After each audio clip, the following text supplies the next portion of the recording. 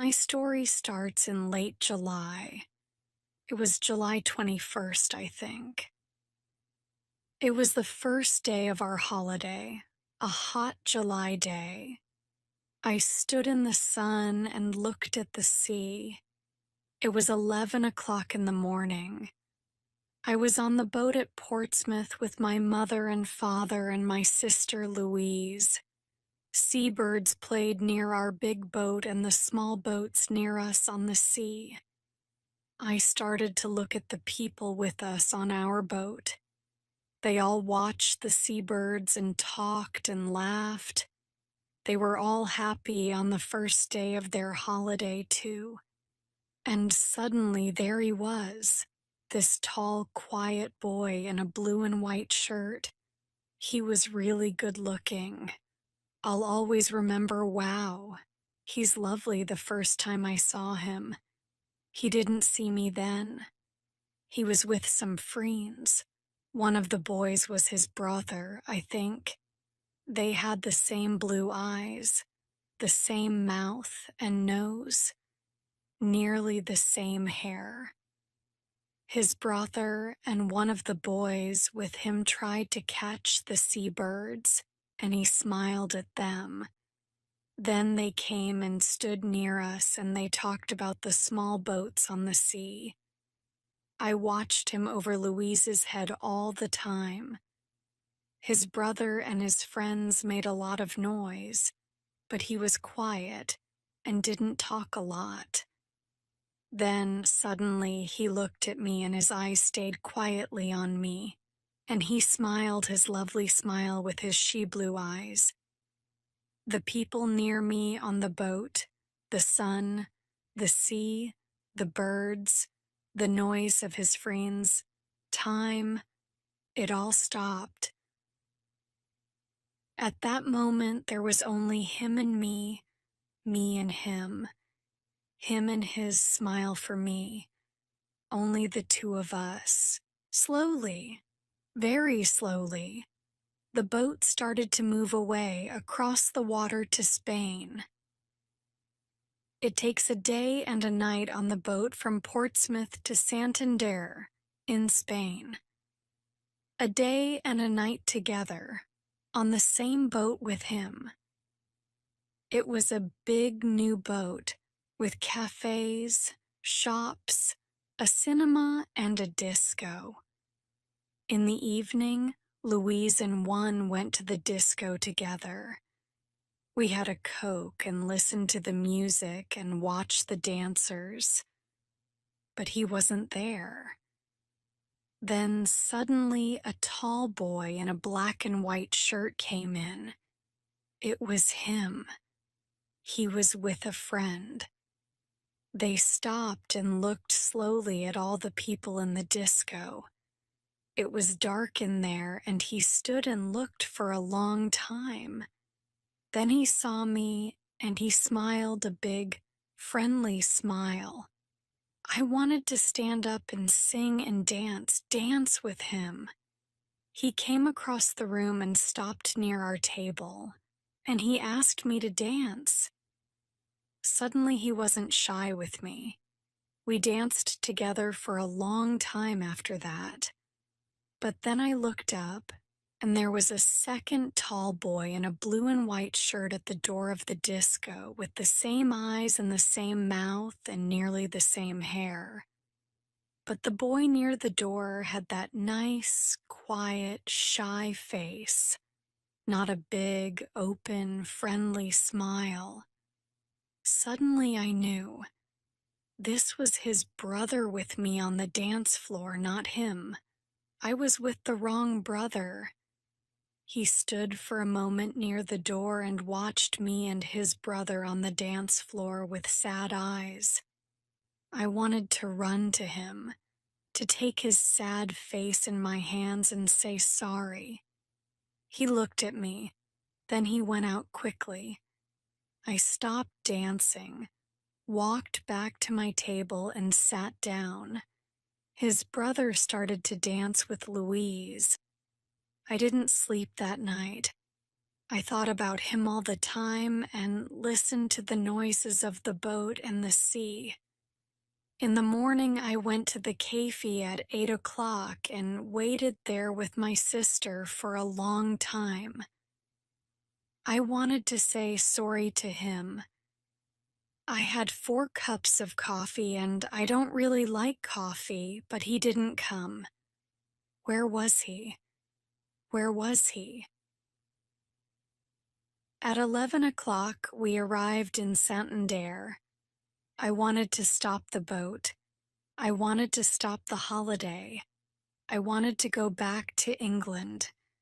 I only wanted to see him again, to talk to him, to ask his name. But he wasn't there. Mark's story, I started Spanish at school in September and I like it. We've got a good teacher, Old Webb. Mr. Webb, not Old Webb, my mother always says to me. He isn't old, you know. Old Webb, sorry, Mr. Webb, always takes some people from our school to a place in Spain for the first 2 weeks of the holidays. Every July. Old Webb is okay. Not bad for a teacher. We were at Portsmouth with Old Webb. Sorry, Mr. Webb and Mrs. Webb.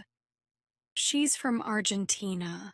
All the boys think she's good-looking, too. There were 6 of us with the Webbs, Harry Potts and his sister Sonia, Nick Atkins, he's a good friend, Sue Bellamy, she's clever, my brother Dave and me. We're 14 and we're good friends, too, usually. There were hundreds of people on the boat. It was hot in the sun, a lovely day. People watched the sea and the small boats. I liked being in the sun and thinking about the 2 weeks holiday in Spain. Old Webb started one of his stories about Argentina, but I didn't listen. I started to look at the people, and this girl was there, near me. A really good-looking girl with nice brown eyes and black hair. I'm really shy and I'm not very good with girls. I didn't talk to her then, but I watched her with her sister and her mother and father. Then they walked away, and she smiled at me for a moment before they went. My brother Dave saw her, and he laughed quietly at my red face. I wanted to see her again, perhaps in the cafe at lunchtime, or perhaps in the cinema in the afternoon. But she wasn't there, and I don't remember the film. In the evening, we had a drink with Old Webb and lovely Lucretia. That's our name for Mrs. Webb. After that, Dave and Harry went to the disco. They wanted to meet some girls. I don't like dancing, but I went to the disco later. I wanted to see her again. The lovely girl with the dancing brown eyes and the nice smile. It was dark in the disco, and I stood near the door and watched the dancers. Then I saw her on the dance floor, and she was with Dave, with my brother Dave. She smiled at him too, a lovely smile. I didn't want to watch. I walked out. I went and looked at the sea and thought about things quietly. I thought about her and Dave. I was up early in the morning before 6 o'clock. I went out again and watched the early morning sun and the sea. There was only one old man and the seabirds there with me. The old man smiled at me, but we didn't talk. I liked being quiet. I went in and had a coffee in the cafe, but I didn't want to eat. All the time I wanted to see her. I wanted her to walk into the cafe and come across to my table and sit down with me and tell me her name and talk to me. But she didn't come. I waited and waited, but she didn't come. At 8 o'clock, I went to find Nick and Dave. Dave was very quiet all day, and he was really nice to me. And I didn't see her again before we arrived in Santander at 11. She wasn't there. The town Story Camillas is a small town 50 kilometers from Santander, near the sea. In the town, there are quiet streets of old buildings, and there is a small square. There are small shops and cafes with tables and chairs in the square, under the trees. A lot of people from Madrid come to Comillas for their holidays, and a lot of people from England stay in the town too. In the evenings in June and July and August, people like to walk in the streets of Comillas. They stop in the square and stand and talk together. Their children play together. Some people sit at the cafe tables and have a drink and watch the children or read their newspapers or talk. It was disco night in Comillas on the evening after the boat arrived in Santander from Portsmouth. There were a lot of people in the square, Spanish people from Comillas and Madrid, but families from England and France and Germany and Holland too. Some of the English families from the boat were there now in Comillas for a night or two. Donna was there with her family, at a table under some trees. Her eyes were on the dancers, but she didn't see them. The music was in her ears, but she didn't hear it. She didn't want to look or listen or dance. She didn't want to be there. She only wanted to see the lovely, shy boy from the boat, perhaps to dance with him. First, Mr. and Mrs. Webb wanted to go to a little place near the beach where they always had good fish. They wanted to have a good time on their first evening in Spain. And later, there was the disco in the square at Comillas. Mark didn't want to go. He didn't want to eat or dance or talk and laugh. He wanted to sit quietly and think about the good-looking girl on the boat. Where was she now? But Dave and Harry and Nick and Suey all wanted him to go. Later that evening, he walked into the square at Comillas with his friends. They found a table at one of the cafes and they all sat down. Mark looked slowly at the people at the tables near them. Donna looked sadly at the people dancing and standing in the square. Then their eyes met. Time stopped. He was here. She was here. He smiled at her with his nice blue eyes. She smiled back at him with her dark brown eyes. Suddenly he wasn't shy. He stood up and started to walk across to her. She was on her feet. Their hands met. She wanted to dance now, only with him. The others watched and smiled. They all knew. And Dave watched and smiled happily.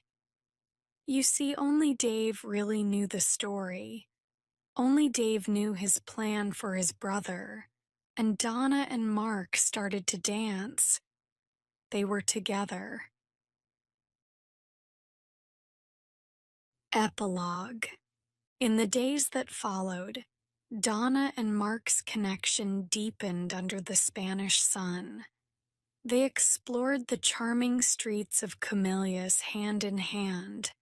creating memories that felt like the pages of a summer romance novel.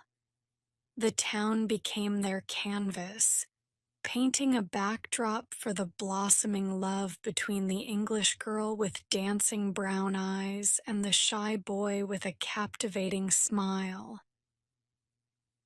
As they strolled through the quiet streets, Donna learned about Mark's passion for art and his dream of becoming a painter. Mark, in turn, discovered Donna's love for literature and her desire to become a writer. Together, they shared their dreams, fears, and the intricate details of their lives, building a bond that transcended the boundaries of a holiday fling. The evenings in Camillus became magical for Donna and Mark. The small square with its lively atmosphere and the distant sound of music filled their hearts with joy. They danced under the stars, their laughter echoing through the town, leaving a trail of happiness in their wake. Despite the enchantment, there was a lingering question in Donna's mind. What about Mark's brother, the one with the sad eyes who watched them from the doorway of the disco? Donna couldn't shake the feeling that their story was incomplete. One evening, as they sat at a cafe table, she gathered the courage to ask Mark about his brother.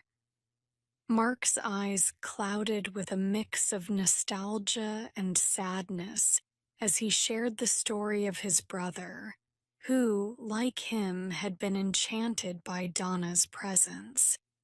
It was a twist of fate that led to confusion on the dance floor, and Donna felt a pang of sympathy for the shy boy who had silently watched them from a distance.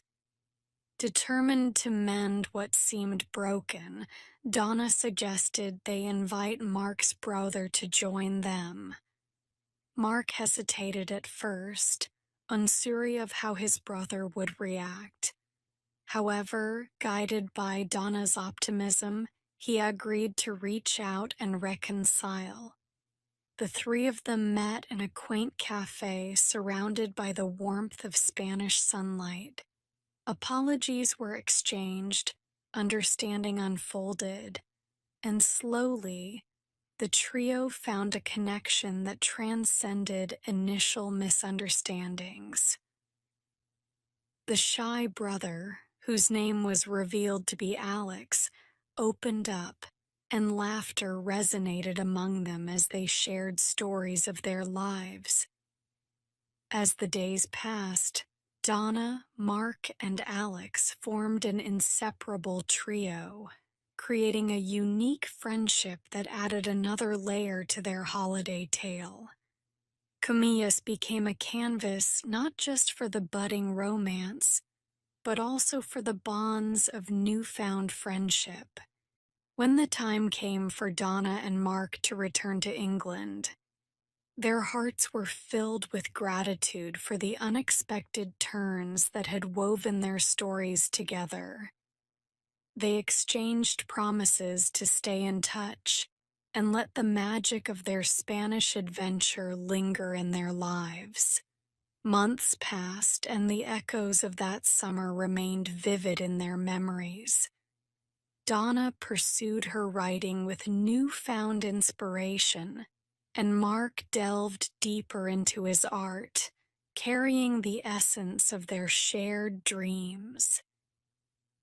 In the end, the story of Donna and Mark was not just a fleeting holiday romance. It was a chapter that altered the trajectory of their lives.